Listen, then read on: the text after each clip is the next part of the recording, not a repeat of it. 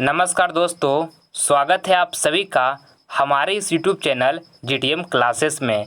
दोस्तों, आज की इस वीडियो में मैथमेटिक्स का मॉडल पेपर मैं आपके सामने शानदार तरीके से प्रस्तुत करूंगा। ये सारा प्रश्न आपके बोर्ड एग्जाम के लिए काफ़ी महत्वपूर्ण प्रश्न है, ठीक है। इसी टाइप का दोस्तों आपका फाइनल बोर्ड परीक्षा में प्रश्न आएगा, इसलिए इस वीडियो का एक भी प्रश्न को आप स्किप नहीं कीजिएगा। वीडियो को शुरू से लेकर अंत तक जरूर देखिएगा, ठीक है। अब मैं आपको वादा दिलाता हूं दोस्तों कि इस वीडियो का एक एक प्रश्न पूरे अच्छे तरीके से मैं आपको समझाऊंगा, पूरी बेसिक को ध्यान रखते हुए सरल भाषा में समझाऊंगा कि सारा प्रश्न आपको पूरी अच्छी तरीके से समझ में आ जाए, ठीक है। बस आप वीडियो को पूरी कंसंट्रेशन के साथ देखिएगा। तो आइए हम बिना टाइम वेस्ट किए हुए वीडियो को स्टार्ट करते हैं। आपके सामने पहला प्रश्न, द्विघात समीकरण 2x² - 4x + 3 = 0 का विवेचक होगा। दोस्तों, इसमें आपको विवेचक ज्ञात करना है, ठीक है। और ऐसा प्रश्न आपका बोर्ड एग्जाम में हमेशा पूछा जाता है, ठीक है। ध्यान से समझिएगा। देखिए, विवेचक बराबर दोस्तों हमारा फार्मूला जो होता है वो b² - 4ac होता है, ठीक है। और देखिए x² के साथ जो कोफिशिएंट होता है ना, ये हमारा a होता है। और देखिए x के साथ जो कोफिशिएंट होता है ये हमारा b होता है, ठीक है। और कांस्टेंट में जो होता है दोस्तों, कांस्टेंट में वो हमारा c होता है, ठीक है। तो देखिए हमारा b कितना है, -4 है। यहाँ पे हम -4 लिख लेंगे। और b² है तो यहाँ पर भी हम स्क्वायर इस तरह से लिख देंगे, ठीक है। अब माइनस यहाँ पर 4। और देखिए a कितना, a हमारा 2 है तो यहाँ पर इंटू में हम 2 लिख लेंगे, ठीक है। और देखिए c कितना है, c हमारा 3 है तो यहाँ पे हम 3 लिख लेंगे। अब -4 का स्क्वायर करना है। देखिए साइड में आपको बताते हैं, ये सब आपको -4 का स्क्वायर करना है, ठीक है। तो स्क्वायर मतलब क्या, यानी कि हमको -4 × -4 इस तरह से 2 बार लिखना होगा 4 को। यहाँ पर गुना कीजिएगा तो कितना, माइनस माइनस प्लस हो जाएगा, 4 चौके के 16 हो जाएगा। यानी -4 का स्क्वायर कीजिएगा दोस्तों तो कितना आ जाएगा, 16 आ जाएगा, ठीक है। यहाँ से माइनस लिख लेंगे। 4 दूनी 8 और 8 3 के 24, यानी कि यहाँ पे आपको 24 हो जाएगा। 16 - 24 कीजिएगा दोस्तों तो कितना आ जाएगा, -8 आ जाएगा, ठीक है। यानी कि हमारा विवेचक यहाँ से कितना ज्ञात हो गया, -8, जो कि ऑप्शन नंबर सी में दिया हुआ है। तो ऑप्शन नंबर सी यहाँ पर हमारा बिल्कुल करेक्ट आंसर हो गया। आइए अगला प्रश्न अब हम देख लेते हैं। दूसरा नंबर, किसी निश्चित घटना की प्रायिकता निम्न में कौन होगी। ऑप्शन ए में लिखा हुआ है 4, बी में लिखा हुआ है 0, और सी में लिखा हुआ है -1 और डी में लिखा हुआ 1। तो आपको बताना है ये प्रश्न में दोस्तों कि किसी निश्चित घटना की प्रायिकता निम्न में कौन होगी, तो 1 होगी, ठीक है। किसी निश्चित घटना की प्रायिकता 1 होती है। ऑप्शन नंबर यहाँ पे डी जो होगा हमारा बिल्कुल करेक्ट आंसर हो जाएगा। और जब आपसे पूछा जाए एग्जाम में कि किसी अनिश्चित घटना की प्रायिकता होगी, तो अनिश्चित घटना की जो प्रायिकता होता है दोस्तों वो हमारा 0 होता है, ठीक है। इसको आपको याद रखना है। आइए अगला प्रश्न हम देख लेते हैं। तीसरा नंबर, AP -2, -4, -6, -8 का प्रथम पद और सार्व अंतर ज्ञात करें। दोस्तों, ये प्रश्न आपके बोर्ड एग्जाम के लिए काफ़ी महत्वपूर्ण है, ठीक है। ध्यान से आप इसको समझिएगा। देखिए, प्रथम पद को हम डिनोट करते हैं A से, ठीक है। क्या चीज़ से हम डिनोट करते हैं, A से। और देखिए सार्व अंतर को जो है दोस्तों हम इसको D से डिनोट करते हैं, सार्व अंतर को, ठीक है। और देखिए आपको प्रथम पद ज्ञात करना है और सार्व अंतर ज्ञात करना है। तो प्रथम पद हमारा कौन है, देखिए -2 जो लिखा हुआ है हमारा प्रथम पद है। तो प्रथम पद तो यहाँ से हमको पता चल गया कि कितना है, -2 है, ठीक है। और हमको यहाँ से D ज्ञात करना है, यानी कि सार्व अंतर ज्ञात करना है। तो देखिए D बराबर जो हमारा फार्मूला होता है दोस्तों, क्या होता है, दूसरा पद माइनस पहला पद होता है, ठीक है। देखिए दूसरा पद हमारा क्या है, -4 है दूसरा पद। तो यहाँ पे हमको D निकालना है। तो दूसरा पद की जगह पर हम -4 लिख देंगे और माइनस पहला पद, तो पहला पद हमारा कितना है, -2 है। तो यहाँ पे हम इंटू में इस तरह से -2 लिख देंगे, ठीक है। अब हमको यहाँ से D ज्ञात करना है। तो यहाँ पे -4 लिख लेंगे और माइनस माइनस यहाँ पर क्या हो जाएगा, प्लस हो जाएगा, ठीक है। यानी कि आप यहाँ से D बराबर निकालिएगा दोस्तों तो कितना आ जाएगा, -2, ठीक। तो हमको A बराबर यहाँ से कितना निकल के आ गया, -2, और यहाँ D बराबर भी कितना निकल के आ गया, -2। जो ऑप्शन नंबर देखिए B में लिखा हुआ है, तो ऑप्शन नंबर B यहाँ पर बिल्कुल हमारा करेक्ट आंसर हो जाएगा, ठीक है। आइए अगला प्रश्न अब हम देख लेते हैं। चौथा नंबर, यदि थीटा = 90 डिग्री हो तो साइन थीटा - कॉस थीटा का मान ज्ञात करें। ये भी प्रश्न आपके बोर्ड एग्जाम के लिए काफ़ी महत्वपूर्ण है, ठीक है। ध्यान से आप इसको समझिएगा। देखिए आपको थीटा बराबर यहाँ पर 90 डिग्री दे दिया गया है और कहा है साइन थीटा - कॉस थीटा का मान ज्ञात करें, ठीक। तो देखिए यहाँ से हम साइन थीटा इस तरह से लिख लेते हैं और थीटा बराबर हमको कितना दिया हुआ है, 90 डिग्री। तो यहाँ पे हम 90 डिग्री लिख लेंगे, ठीक। यहाँ पे माइनस लिख लेंगे और यहाँ पर भी हम कॉस लिख लेंगे और थीटा बराबर कितना दिया हुआ है, 90 डिग्री। तो यहाँ पे हम 90 डिग्री लिख देंगे। और देखिए साइन 90 डिग्री का मान कितना होता है 1 होता है, तो यहाँ 1 लिख लेंगे। और cos 90 डिग्री का मान कितना होता है 0 होता है, तो यहाँ पे हम 0 लिख देंगे। ठीक है, और देखिए यहाँ से 1 माइनस 0 की जगह कितना आ जाएगा 1 आ जाएगा। ठीक है, तो यहाँ पर हमारा देखिए ऑप्शन नंबर बी जो होगा हमारा बिल्कुल करेक्ट आंसर हो जाएगा, option number B. I hope ये प्रश्न आपको अच्छे तरीके से समझ में आ चुका होगा। आइए अगला प्रश्न हम देख लेते हैं। 5वां नंबर, एक घात वाले बहुपद को क्या कहते हैं? ऑप्शन ए में लिखा है रैखिक बहुपद, बी में लिखा है द्विघात बहुपद, और सी में लिखा है त्रिघात बहुपद, और डी में लिखा है इनमें से कोई नहीं। तो ये प्रश्न में आपको यहाँ से बताना है दोस्तों कि एक घात वाले बहुपद को क्या कहते हैं, तो रैखिक बहुपद कहते हैं। ठीक है, ऑप्शन नंबर ए जो होगा हमारा बिल्कुल करेक्ट आंसर हो जाएगा। और दो घात वाले बहुपद को क्या कहते हैं, तो द्विघात बहुपद कहते हैं। ठीक है, और तीन घात वाले बहुपद को क्या कहते हैं, तो त्रिघात बहुपद कहते हैं। ठीक है, ये आपको तीनों को याद रखना है, आपके बोर्ड एग्जाम में पूछा जाता है। ठीक, आइए अगला प्रश्न हम देखते हैं। 6ठा नंबर, दो समरूप त्रिभुज की संगत भुजाओं का अनुपात 4:9 है, तब उनके क्षेत्रफलों का अनुपात होगा।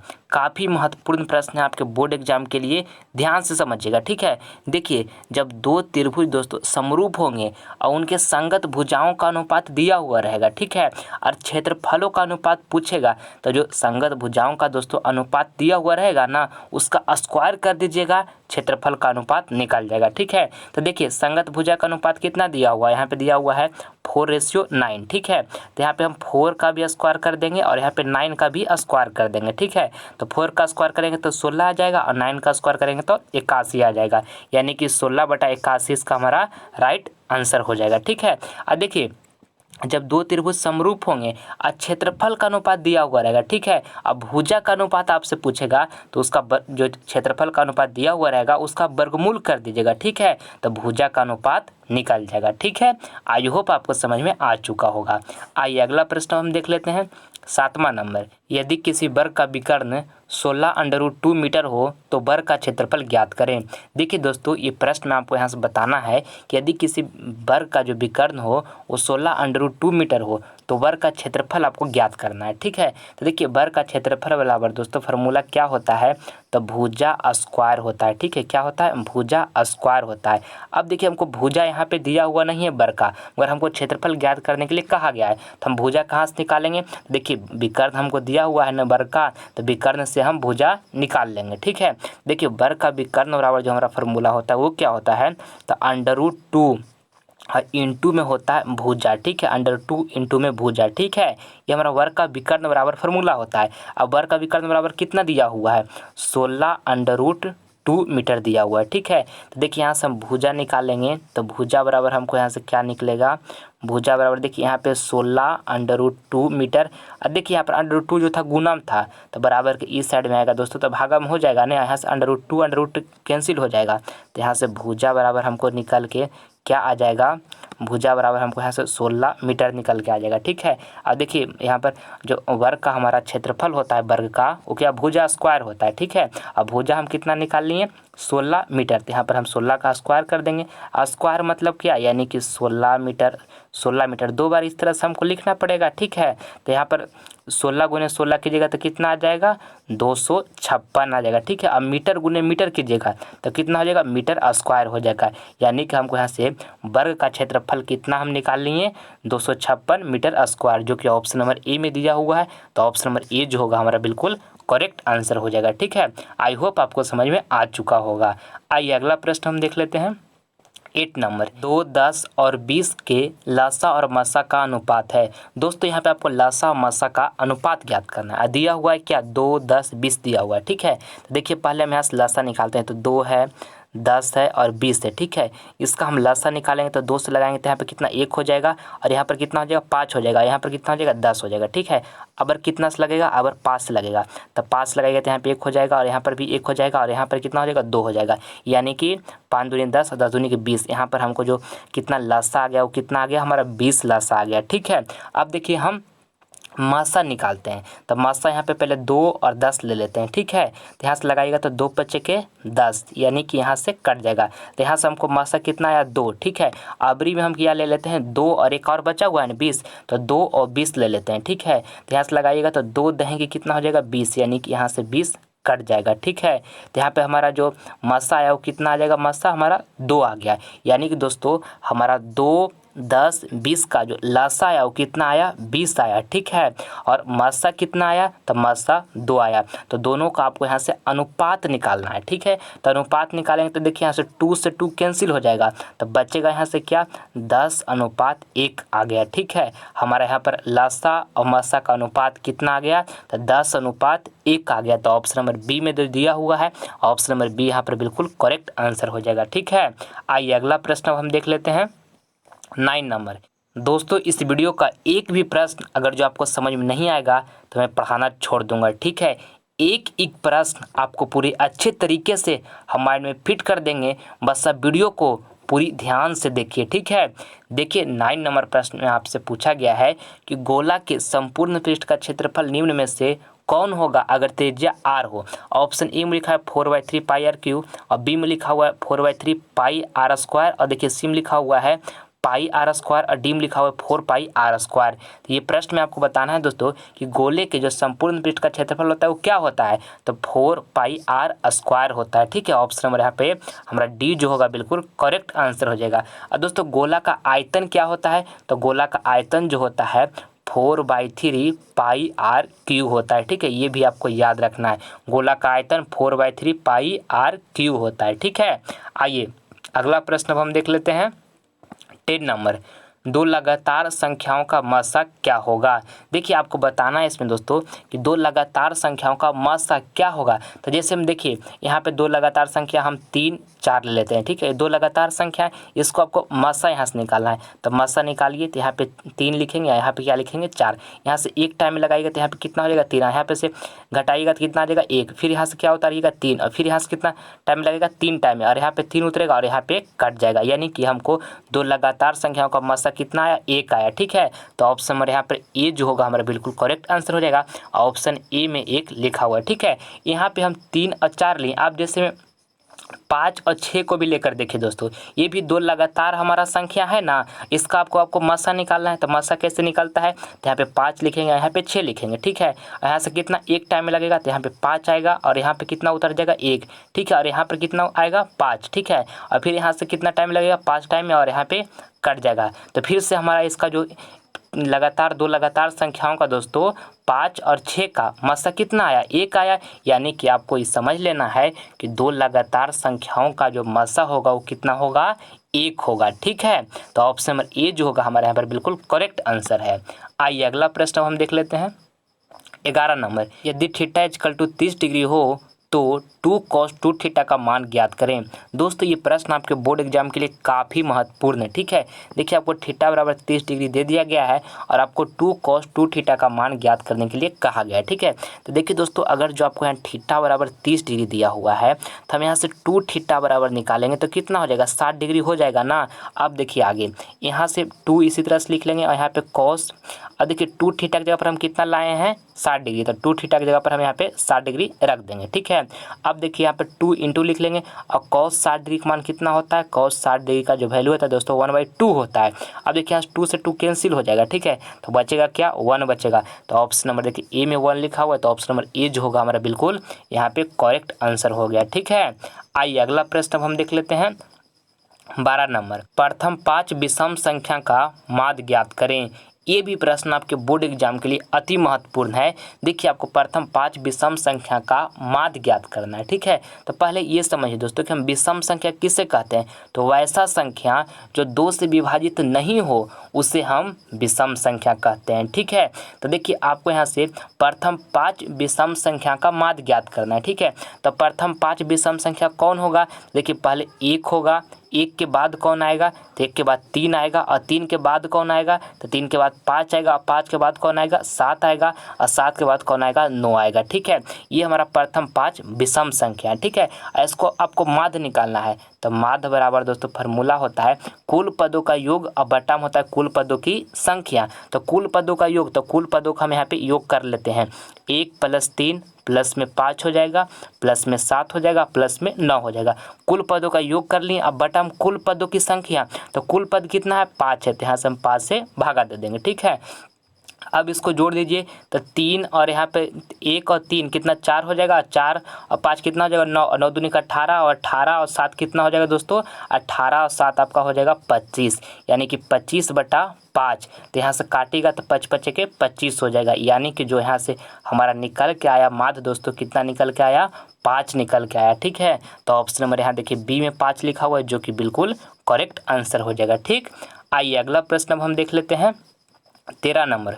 और दोस्तों अगर जो आप हमारे वीडियो को पसंद करते हैं तो हमारे वीडियो को लाइक आप ज़रूर करें, और अगर जो आप अभी तक हमारे चैनल को सब्सक्राइब नहीं किए हैं तो आप इस चैनल को सब्सक्राइब कर ले दोस्तों, और वीडियो को अपने दोस्तों में भी शेयर करें। ठीक है, ताकि इस वीडियो के माध्यम से आपका फ्रेंड भी कुछ नॉलेज ग्रहण कर सके। ठीक है, आपके लिए अच्छा काम होगा। ठीक, अगर जो अभी तक आप हमारे चैनल को सब्सक्राइब नहीं किए दोस्तों तो आप हमारे चैनल को सब्सक्राइब कर लें, क्योंकि आपके लिए मैं एक एक वीडियो काफ़ी मेहनत से बनाता हूँ। ठीक, देखिए अब 13 नंबर प्रश्न को आप समझिएगा। इसमें आपसे पूछा गया है कि बहुपद x² प्लस 3x प्लस 5 के शून्यंकों का योग निकालें। देखिए आपको शून्यंक का यहाँ से योग निकालना है। ठीक है, तो देखिए शून्यंक का योग यानी कि अल्फा प्लस बीटा आपको निकालना है। तो अल्फा प्लस बीटा बराबर फार्मूला क्या होता है -b/a होता है। ठीक, और देखिए x² के साथ जो कोफिशिएंट होता है दोस्तों हमारा a होता है, और देखिए x के साथ जो कोफिशिएंट होता है वो हमारा b होता है। ठीक है, और जो कांस्टेंट में होता है दोस्तों वो हमारा c होता है। ठीक है, तो आपको यहाँ से अल्फा प्लस बीटा निकालना है, यानी कि शून्यंकों का योग निकालना है। तो देखिए हमारा b कितना है यहाँ पे 3 है, तो यहाँ पे हम b3 लिख लेंगे। ठीक है, और ये हमारा क्या x² के साथ कोफिशिएंट दोस्तों x² के साथ कोफिशिएंट कुछ भी नहीं है, तो यानी कि मान लीजिए 1 है, यानी कि आपको यहाँ से अल्फा प्लस बीटा बराबर कितना निकल के आ गया -3, जो कि ऑप्शन नंबर डी में दिया हुआ है। तो ऑप्शन नंबर डी यहाँ पर हमारा बिल्कुल करेक्ट आंसर हो जाएगा। ठीक है, अब देखिए शून्यंकों का दोस्तों यहाँ पर योगफल होता है क्या अल्फा प्लस बीटा = में क्या होता है -b/a। ठीक है, ये हमारा शून्यंकों का क्या होता है योग होता है, और शून्यंकों का गुणनफल जो होता है दोस्तों अल्फा इंटू बीटा। ठीक है, अल्फा इंटू बीटा बराबर फार्मूला क्या होता है c/a होता है। ये भी फार्मूला आपको याद रखना है, आपके बोर्ड एग्जाम के लिए काफ़ी महत्वपूर्ण है। ठीक, आइए अगला प्रश्न अब हम देख लेते हैं 14 नंबर। √2 क्या है? ऑप्शन ए में लिखा हुआ है परिमेय संख्या है, बी में लिखा अपरिमेय संख्या है, सी में लिखा प्रकृत संख्या है, और डी में लिखा इनमें से कोई नहीं। तो दोस्तों समझिएगा। ठीक है, देखिए p/q के रूप में दोस्तों जिसको हम लिख सकते हैं उसे हम परिमेय संख्या कहते हैं। ठीक है, और जिसको हम p/q के रूप में नहीं लिख सकते हैं उसे हम अपरिमेय संख्या कहते हैं। ठीक है, तो देखिए √2 को हम p/q के रूप में नहीं लिख सकते हैं, तो √2 जो है एक अपरिमेय संख्या है। ठीक, ऑप्शन नंबर यहाँ पे हमारा बी जो होगा बिल्कुल करेक्ट आंसर हो जाएगा। और अगर जो आपको बोर्ड एग्जाम में पूछ दे कि 2 क्या है, तो 2 जो है दोस्तों हमारा परिमेय संख्या है। ठीक है, क्योंकि हम 2 को p/q के रूप में लिख सकते हैं। ठीक, आपको ध्यान में रखना है। आइए अगला प्रश्न हम देख लेते हैं 15 नंबर। 4, 5, 3, 2, 7 तथा 6 का माध्यिका निकालें। आपको दोस्तों माध्यिका यहाँ पे निकालना है। ठीक है, तो माध्यिका हम किस तरह से निकालते हैं ध्यान से देखिएगा। ठीक है, जो ये आंकड़ा दिया हुआ है उसको आपको बढ़ते क्रम में सजा लेना है। बढ़ते क्रम बोले तो सबसे पहले इसमें छोटा है उसको आपको लिखना है, इसके बाद सबसे जो छोटा होगा उसको लिखना है, इसके बाद जो सबसे छोटा होगा उसको लिखना है। ठीक है, तो पहले क्या आएगा 2 आएगा, फिर 3 आएगा, फिर 4 आएगा, इसके बाद कौन आएगा 5 आएगा, इसके बाद क्या आएगा 5 के बाद 6 आएगा, 5 के बाद 6 के बाद क्या आएगा 7 आएगा। यानी कि दोस्तों जो आंकड़ा दिया हुआ रहेगा उसको आपको बढ़ते क्रम में सजा लेना है। ठीक है, और देखिए बढ़ते क्रम में सजा लेना है और दोनों साइड से एक इधर से काटते चलना है, और बीच में जो बच जाएगा वही हमारा माध्यिका हो जाता है। ठीक है, तो और काटिए और यहाँ से काटेंगे तो देखिए यहाँ पे बीच में कुछ भी नहीं बचा। तो इस स्थिति में दोस्तों हम क्या करेंगे कि जो ये यहाँ पे 2 गो संख्या लिखा हुआ है इसको हम जोड़ लेंगे, कहने का मतलब 4 और 5 को जोड़ लेंगे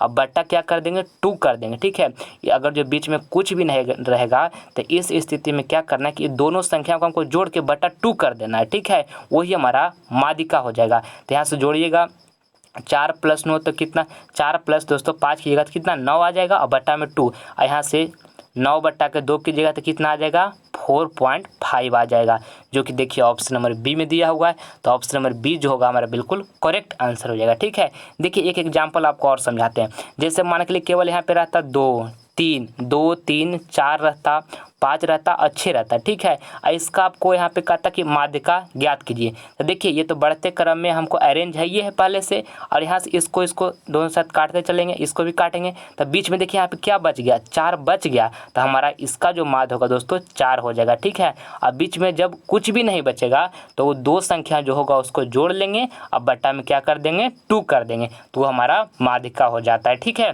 आई होप आपको समझ में आ चुका होगा।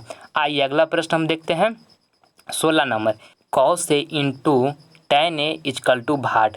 दोस्तों ये प्रश्न भी आपके बोर्ड एग्जाम के लिए काफ़ी महत्वपूर्ण है। देखिए एक फार्मूला आपको बताते हैं, tan A बराबर एक फार्मूला होता है दोस्तों, ठीक है। क्या फार्मूला होता है, तो sin A और बाई में क्या होता है cos A होता है, ठीक है। tan A बराबर फार्मूला होता है sin A, बाई में cos A, ठीक है। अब देखिए यहाँ से लिखा हुआ था cos A, तो यहाँ पे cos A हम लिख लिए, इंटू में tan A बराबर फार्मूला हम क्या बताएं कि sin A और बटा में क्या होता है cos A। तो tan A की जगह पर हम sin A और बटा में cos A लिख देंगे, ठीक है। अब देखिए cos A कैंसिल हो जाएगा, तो यहाँ से दोस्तों हमको बचा क्या, बच गया हमारा sin A। तो हमारा sin A जो होगा हमारा बिल्कुल करेक्ट आंसर हो जाएगा, ऑप्शन नंबर बी में दिया हुआ है, ठीक है। तो ऑप्शन नंबर बी हमारा बिल्कुल सही आंसर हो गया, ठीक। आइए नेक्स्ट प्रश्न हम देख लेते हैं 17 नंबर।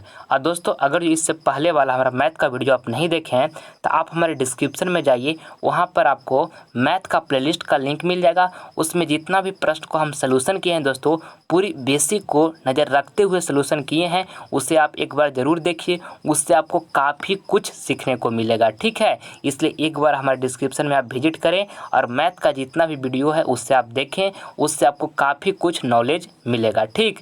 देखिए अब हम देखते हैं 17 नंबर प्रश्न। इसमें कहा है कि 400 के अभाज्य गुणनखंड में 2 का महत्तम घात कितना होगा।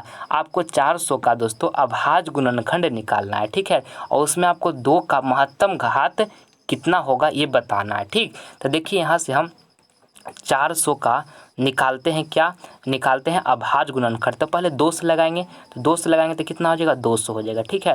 फिर हम 2 से लगाएंगे तो कितना हो जाएगा, 2 से लगाएंगे तो 100 हो जाएगा, ठीक है। फिर हम 2 से लगाएंगे तो कितना हो जाएगा 50 हो जाएगा।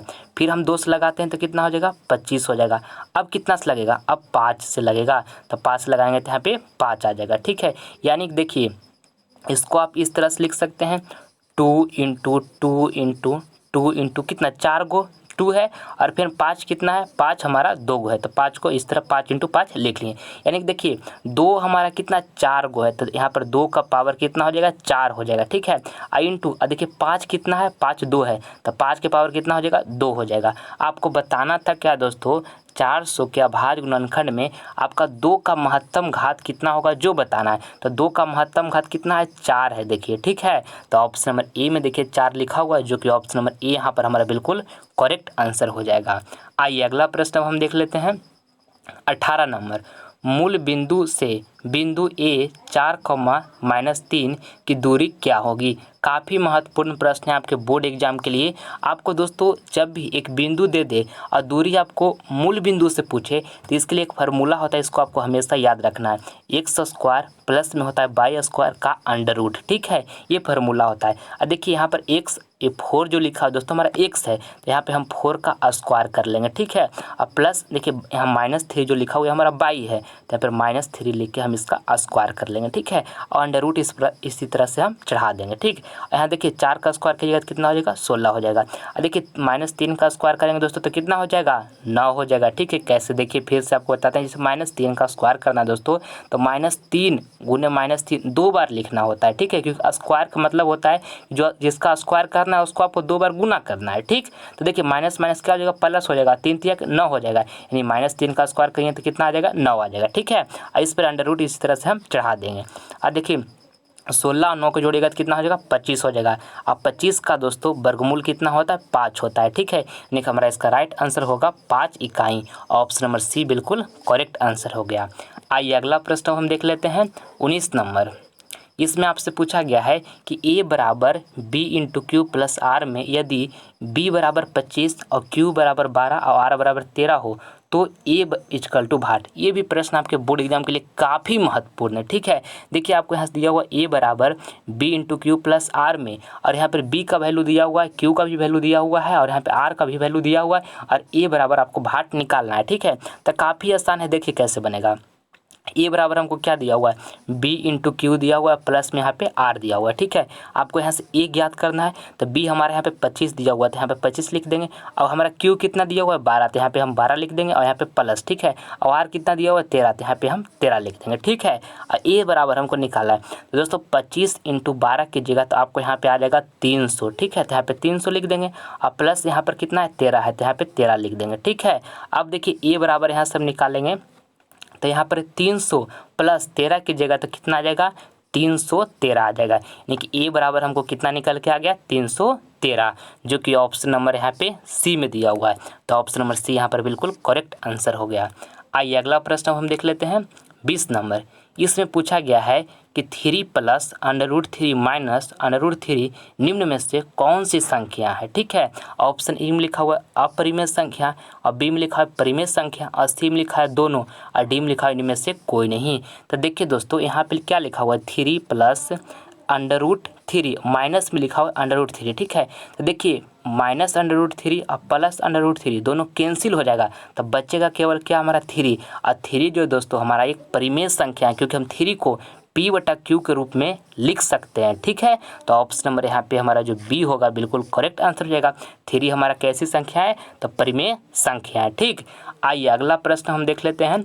अगला प्रश्न जो है दोस्तों आपका HW का प्रश्न है। ये प्रश्न आपको होमवर्क में दिया जा रहा है, इसका जवाब आपको कमेंट बॉक्स में देना है। ठीक है, आपको बताना है इसमें कि द्विघात बहुपदों के शून्यंकों की संख्या होती है। ऑप्शन ए में लिखा हुआ 2, बी में लिखा हुआ 3, और सी में लिखा हुआ 1, और डी में लिखा हुआ 4। तो चारों ऑप्शन में दोस्तों जो ऑप्शन आपको सही लगेगा उसका जवाब आप हमारे कमेंट बॉक्स में ज़रूर दीजिएगा, आपका रिप्लाई हम ज़रूर देंगे। ठीक है, मैं आशा करता हूं दोस्तों कि वीडियो आपको पसंद आया होगा, तो प्लीज़ आप इसे लाइक करें, अपने दोस्तों में शेयर करें, और आप हमारे चैनल पर नए हैं तो आप इसे सब्सक्राइब कर लें, ताकि आने वाला वीडियो का नोटिफिकेशन सबसे पहले आपको मिले। मिलते हैं दोस्तों आपसे अगले वीडियो में, तब तक मन लगाकर पढ़ाई कीजिएगा और अपना ध्यान रखिएगा। 1 मिनट भी समय को बर्बाद नहीं कीजिएगा, और पूरी शिद्दत लगन के साथ पढ़ाई करते रहिएगा। ठीक है, जय हिंद।